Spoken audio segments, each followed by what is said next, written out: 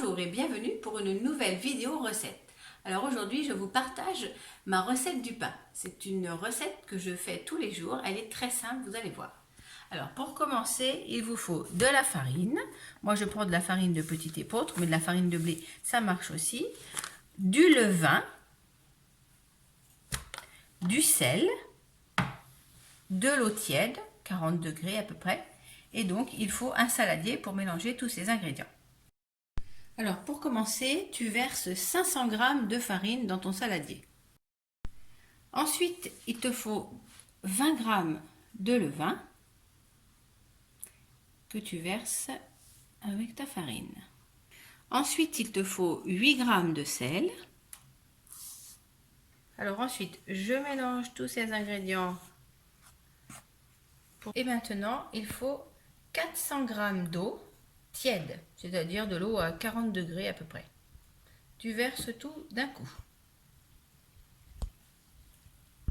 Et ensuite, avec ta cuillère en bois, tu mélanges.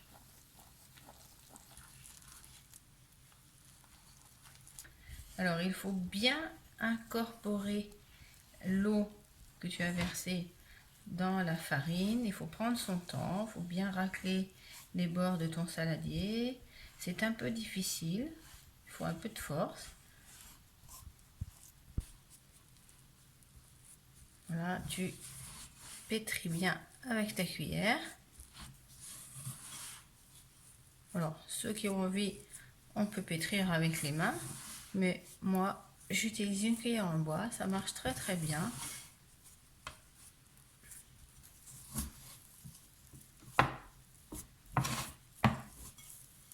Voilà, c'est terminé pour la première étape du pain.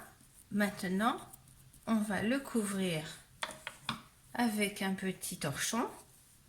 Voilà, on le couvre et on le laisse lever une demi-heure. Alors moi, je le mets au four à 60 degrés dans un four ouvert.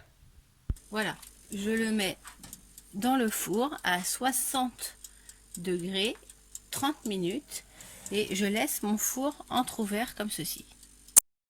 Voilà, le pain a déjà commencé à lever. Alors maintenant, deuxième étape. Alors, avant de passer à la deuxième étape, tu dois enduire une toute petite goutte d'huile sur un moule à gâteau, tu vois, je prends un moule rond. Et maintenant, tu mélanges ta pâte pour chasser l'air.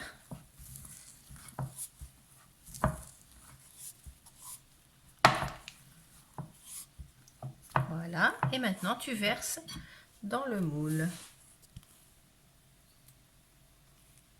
Alors pour bien racler le fond, c'est un peu collant comme pâte, alors je fais comme ça et j'utilise un couteau pour décoller ma pâte de la cuillère. Voilà, alors tu vois, j'ai tout versé. Pour l'instant, ça ne prend pas la totalité du moule. On va le mettre à lever une deuxième fois, cette fois-ci 1 heure, toujours dans le four à 60 degrés, porte ouverte.